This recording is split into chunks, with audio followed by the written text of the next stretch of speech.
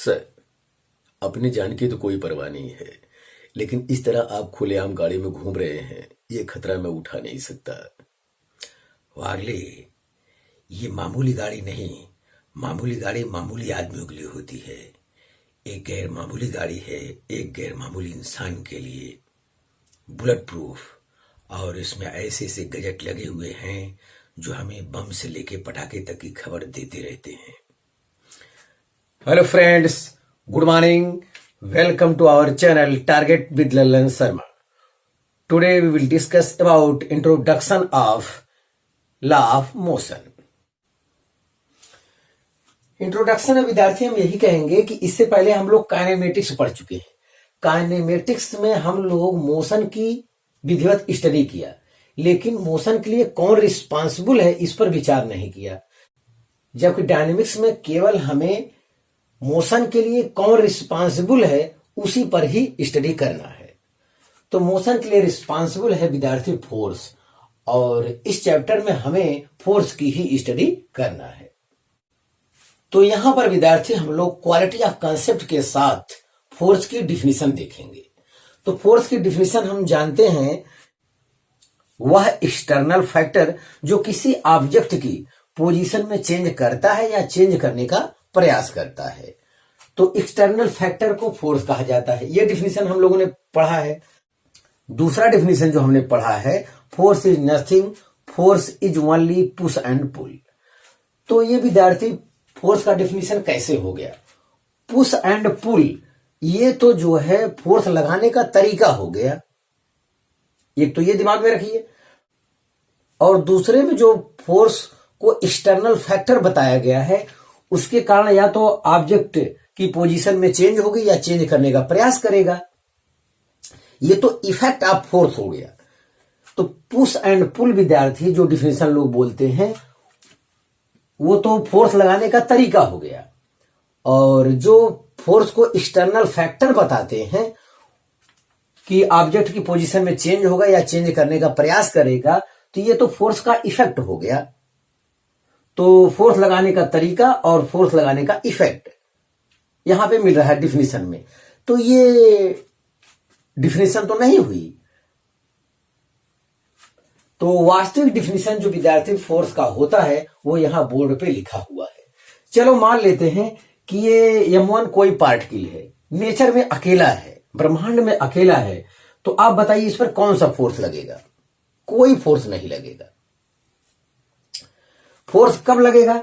जब कोई दूसरा पार्टिकल भी नेचर में मौजूद हो, तब जाके इस पर फोर्स लगेगा। फोर्स एक इंफॉर्मेशन है जो किसी और ऑब्जेक्ट होने के बारे में बताता है कि कोई और भी है। मान लेते हैं नेचर में अकेला चार्ज पार्टिकल Q1 हो, तो इस पर कौन सा फोर्स कार्य करेगा? तो विद्यार्थी अगर ये चार्ज अकेला है तो इस पर कोई फोर्स कार्य नहीं करेगा। तो फोर्स तब कार्य करेगा जब कोई और चार्ज पार्टिकल हो। फोर्स एक इंफॉर्मेशन है जो किसी और चार्ज के होने की जानकारी देता है। यहां भी फोर्स एक इंफॉर्मेशन है जो किसी और मास पार्टिकल के होने की जानकारी देता है। यह चीज यहां पे ध्यान देना है। तो फोर्स इज ए इंफॉर्मेशन। विद्यार्थी हमारा मतलब आप समझ चुके होंगे। तो यहां m1 पार्टिकल है और एक m2 है, तो इनके बीच ग्रेविटेशनल फोर्स का फार्मूला हम लोग पढ़ चुके होंगे। तो Fg = G m1m2/r²। अकेला m1 रहेगा, m2 नेचर में ना हो, कोई और ऑब्जेक्ट ना हो, तो ऐसी दशा में इस पर कोई फोर्स नहीं लगेगा। तो जब इस पर फोर्स लग रहा है तो ये जानकारी देता है कि कोई और ऑब्जेक्ट भी है जिसके पास मास है, तो ये फोर्स लगता है। यहां पे चार्ज पार्टिकल Q1 है और इस पर फोर्स लग रहा है, तो ये बताता है फोर्स कि कोई और चार्ज पार्टिकल है। यहां पर दोनों Q1 Q2 प्लस चार्ज है, तो इनके बीच रिपल्सन फोर्स वर्क करेगा। कोई तीसरा चार्ज आ जाए -Q3, अब इनके बीच अट्रैक्शन भी लगने लगेगा।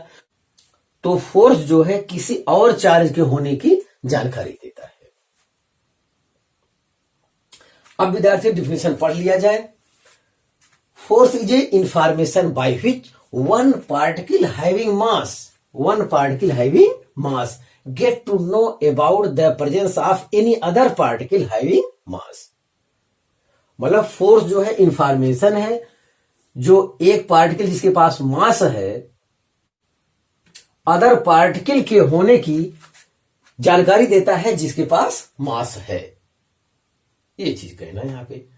और यही डिफिनेशन अगर चार्ज वाला केस आता है तो यूं दिया जाता है, force is a information by which one particle having charge get to know about the presence of any other particle having charge. मतलब फोर्स इंफॉर्मेशन है जो एक पार्टिकल जिसके पास चार्ज है किसी दूसरे पार्टिकल की उपस्थिति को बताता है जिसके पास चार्ज है। तो फोर्स क्या है? Force is a information. ये चीज ध्यान देना है यहां पे। जब दो चार्ज Q1 Q2 विद्यार्थी r डिस्टेंस पर हो तो इनके बीच जो इलेक्ट्रिक फोर्स वर्क करता है F equal to K Q1 Q2 upon R square. तो K को किताबों में लिखा रहता है 1/4πε0। तो जब आप इसका टॉपिक पढ़ेंगे क्लास 12th में तो इसके बारे में और विस्तृत जानकारी होगी। बशर्ते मास के टर्म में ये डिफिनेशन है और चार्ज के टर्म में ये डिफिनेशन है। तो फोर्स की ये रियल डिफिनेशन है विद्यार्थी। तो आप इसे कॉपी कर लीजिए तो फिर आगे का कॉन्सेप्ट इससे रिलेटेड हम लोग देखते हैं।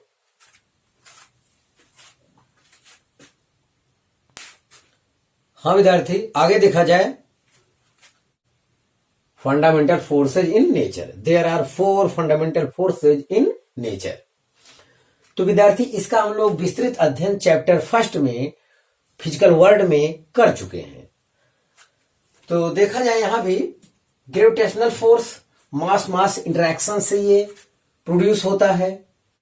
तो gravitational force is A weakest force in the nature. Electromagnetic force वो चार्ज इंटरेक्शन से प्राप्त होता है। तो इसकी भी विस्तृत जानकारी हम लोग फिजिकल वर्ल्ड में कर चुके हैं। स्ट्रांग न्यूक्लियर फोर्स और वीक न्यूक्लियर फोर्स का इस चैप्टर में हम लोग स्टडी नहीं करेंगे।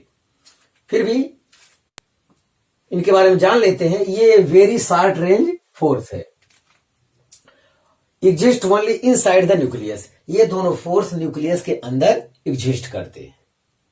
फिर भी इनके बारे में विस्तृत जानकारी पहले चैप्टर में दिया जा चुका है। तो विद्यार्थी आप इसे कॉपी कर लीजिए तो फिर आगे की जानकारी हम देते हैं।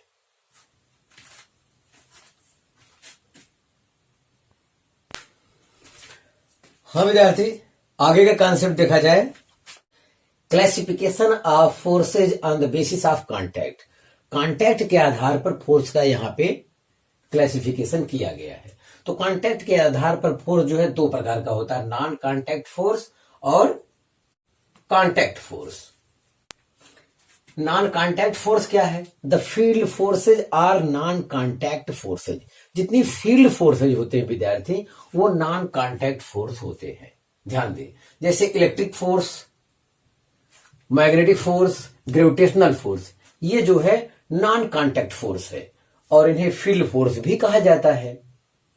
तो ये चीज यहां पे जानना है आपको। कांटेक्ट फोर्स के अंतर्गत देखें तो कांटेक्ट फोर्स में ऑब्जेक्ट जो है एक दूसरे को टच करते हैं। तो कांटेक्ट फोर्स के अंतर्गत है normal force, friction force, tension force और स्प्रिंग फोर्स। ये सभी जो है कांटेक्ट फोर्स के एग्जाम्पल हैं। तो नॉर्मल फोर्स विद्यार्थी वो इलेक्ट्रोमैग्नेटिक फोर्स होता है। जब किसी ऑब्जेक्ट को हम पुश करते हैं तो हमारे हाथ और उस ऑब्जेक्ट पर इक्वल नेचर का चार्ज उत्पन्न होता है और जो एक दूसरे को रिपल्सन करते हैं। इसीलिए कहा जाता है नॉर्मल फोर्स इलेक्ट्रोमैग्नेटिक फोर्स की श्रेणी में आता है। ध्यान दें विद्यार्थी, एक्सटेंडेड सरफेस पर normal force point of contact के परपेंडिकुलर होता है। अगर ये ऑब्जेक्ट इक्विलिब्रियम में है तो ऐसी दशा में नेट फोर्स जो है 0 होता है। तो normal force n minus M G is equal to 0, तो n बराबर mg होगा। यहां पर अगर इस फिगर में देखा जाए तो एक्सटेंडेड सरफेस पर पॉइंट ऑफ कांटेक्ट के परपेंडिकुलर जो फोर्स वर्क करता है वही आपका क्या कहलाता है? Normal force. तो यहां पर point of contact standard surface हो गया, ये पॉइंट ऑफ कांटेक्ट होगा, इसके परपेंडिकुलर ये नॉर्मल फोर्स वर्क करता है। और इस ऑब्जेक्ट का वेट अर्थ के सेंटर की ओर होगा, और ये थीटा तो भी थीटा हो जाएगा, तो mg cos थीटा हो जाएगा। इस केस में n minus mg cos theta, ये नेट फोर्स है, ये 0 के बराबर होगा, तो n equal to mg cos theta हो जाएगा। अगर ये विद्यार्थी स्फीयर होता, स्फीयर पर नॉर्मल फोर्स, तो ये स्टैंडर्ड सरफेस हो गया, ये पॉइंट ऑफ कांटेक्ट हो गया, नॉर्मल फोर्स इस टाइप से होगा जो कि सेंटर की ओर जाएगा। यस, यहां पे ले लेंगे स्टैंडर्ड सरफेस पर पॉइंट ऑफ कांटेक्ट के परपेंडिकुलर जो फोर्स वर्क करता है वही हमारा नॉर्मल होता है, और ये सेंटर पर मिलता है कब, जब स्फीयर रहेगा तब। तो इतनी जानकारी हमें नॉर्मल के बारे में देना था। फ्रिक्शन फोर्स भी विद्यार्थी इलेक्ट्रोमैग्नेटिक फोर्स है, ये सरफेस के अलोंग वर्क करता है। फ्रिक्शन के बारे में जो कॉन्सेप्ट है, फ्रिक्शन अपोजिट रिलेटिव मोशन, इतना इसके बारे में जानना चाहिए।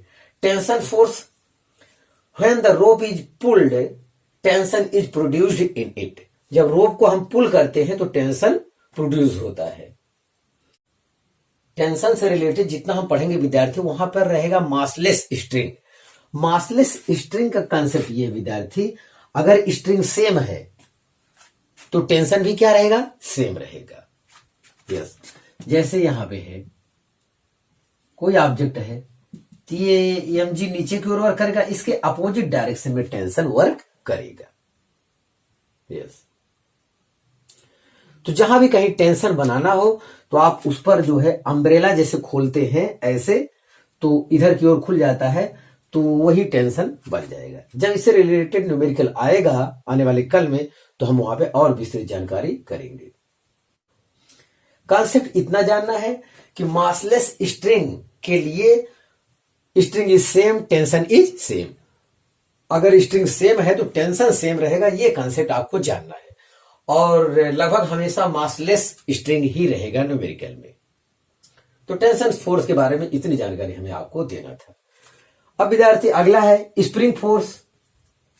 स्प्रिंग फोर्स भी आपका कांटेक्ट फोर्स की श्रेणी में आता है, जिस पर न्यूमेरिकल होगा तो स्टडी किया जाएगा। हाँ विद्यार्थी, तो इतना कॉपी कर लीजिए, तो फिर आगे का कॉन्सेप्ट हम देखते हैं।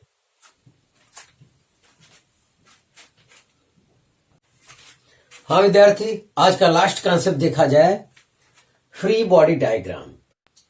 तो विद्यार्थी न्यूमेरिकल को आसान तरीके से सॉल्व करने के लिए फ्री बॉडी डायग्राम का ज्ञान होना आवश्यक है। तो ये फ्री बॉडी डायग्राम है क्या चीज? A diagram showing all external forces acting on an object is called free body diagram. Free body diagram को शॉर्ट में FBD कहा जाता है। ध्यान दें, तो किसी ऑब्जेक्ट पर सभी एक्सटर्नल फोर्स को प्रदर्शित करने वाला डायग्राम फ्री बॉडी डायग्राम कहलाता है। फ्री बॉडी डायग्राम के लिए यह विद्यार्थी कंसेप्ट नहीं है कि ऑब्जेक्ट को पॉइंट मास मान लिया जाए, फिर भी सुविधा के लिए हम लोग पॉइंट मास मान लेते हैं। यहां पर कैपिटल एम स्मॉल एम दो ऑब्जेक्ट है और ये कांटेक्ट में है, तो इस पर एफ एक्सटर्नल फोर्स लग रहा है। तो हम मान लेते हैं कि स्मॉल एम वाला ऑब्जेक्ट जो है इसे F2 फोर्स से पुश करता होगा और कैपिटल एम वाला स्मॉल एम वाले को F1 फोर्स से। तो अब हमें इसका FBD बनाना है, तो कैपिटल एम वाले का देखते हैं। तो ये है, ये कैपिटल एम वाले मास को यहां पे पॉइंट मास ले लिए हैं, सुविधा के लिए ऐसा हम लोग करते हैं। तो इस पर जितना एक्सटर्नल फोर्स वर्क करता है टोटल आप दिखा दीजिए, बस यही हमारा फ्री बॉडी डायग्राम हो जाएगा। तो कैपिटल एम वाले ऑब्जेक्ट पर F फोर्स ये, तो F हमने दिखाया, और इसी पर ये F2 वाला फोर्स भी कार्य करता है, ये भी एक्सटर्नल फोर्स है, तो यहां दिखा दिए। और ये ऑब्जेक्ट है, तो एक्सटेंडेड सरफेस पर पॉइंट ऑफ कांटेक्ट के परपेंडिकुलर जो फोर्स वर्क करता है उसे नॉर्मल कहते हैं, तो ये नॉर्मल दिखा दिए। और इसका वेट अर्थ के सेंटर की ओर कार्य करता है। ग्रेविटेशनल फोर्स ये भी एक्सटर्नल फोर्स है यहाँ पे, तो इसको हम दर्शा दिए। तो कैपिटल एम वाले बॉडी का यह BD हमारा कंप्लीट हो गया। अब हम चलते हैं स्मॉल एम वाले बॉडी का। तो स्मॉल एम वाले बॉडी पर एक्सटर्नल फोर्स एक F1 वर्क कर रहा है, तो F1 यहां पे दिखाया गया है। और नॉर्मल फोर्स, नॉर्मल दूसरा नॉर्मल नाम दे देते हैं, इसे N1 नाम दे देते हैं, इसे N2 नाम दे देते हैं। तो N2 एक्सटेंडेड सरफेस पर पॉइंट ऑफ कांटेक्ट के परपेंडिकुलर जो फोर्स वर्क करता है वो नॉर्मल फोर्स होता है, तो ये नॉर्मल हुआ। और इसका वेट जो है ग्रेविटेशनल फोर्स, वो इसका वेट जो है अर्थ के सेंटर की ओर कार्य करता है, ये भी एक्सटर्नल फोर्स है mg, ये लगा दी। तो स्मॉल m वाले ऑब्जेक्ट पर जितना एक्सटर्नल फोर्स था हम दर्शा दिए। तो एक्सटर्नल फोर्स को रिप्रेजेंट करने वाला डायग्राम ही क्या कहलाता है, यह विधि कहलाता है। तो सेकंड वाले ऑब्जेक्ट का भी फ्री बॉडी डायग्राम यहां पे विद्यार्थी हो गया है। किसी बॉडी पर जितना एक्सटर्नल फोर्स कार्य करता है उतना एक्सटर्नल फोर्स को रिप्रेजेंट करने वाला डायग्राम ही फ्री बॉडी डायग्राम कहलाता है। इसमें इंटरनल फोर्स इंक्लूडेड नहीं होता है, ये आपकी जानकारी में होना चाहिए। हाँ विद्यार्थी, तो आप इसे कॉपी कर लीजिए। तो विद्यार्थी आज फोर्स से रिलेटेड और फ्री बॉडी डायग्राम का कॉन्सेप्ट यहां पर हम दिए। आने वाले कल में हम Newton's first law of motion की स्टडी करेंगे। तो आज विद्यार्थी बस इतना ही। आप मेहनत से पढ़ाई करते रहें। All the very best.